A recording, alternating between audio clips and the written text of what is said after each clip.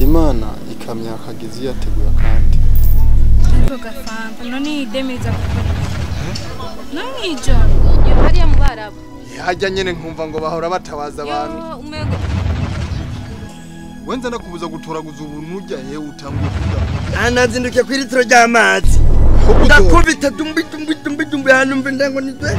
Hani kuvaho na este WhatsApp. Yabanye burya ejo yari too much. Ejo. Jewe ndi umu engineer. Oya banzira ndira abantu. Jewe nakoze muri iyo jidezo.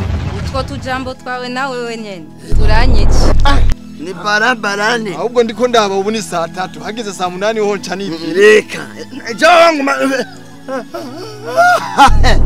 wanjye nibyiza rero sibyo penda amasomo yako nabindi amaguma dawa je nabona none imyembe cumbi imyembe nabi yaragari karajya cyane uramonye mushenzi we kumonyora ati kumonyora kumubita ndakwabita je imyembe atande imyembe najya umuntu imyembe amakara agumaciragura agumacira zo kwiga nkaje igisoma woko mbi yani ndere kuri aho mwana eti comment ça va bonjour Higa yarinze we Niki pombe Tobaburo pa yako mushenzi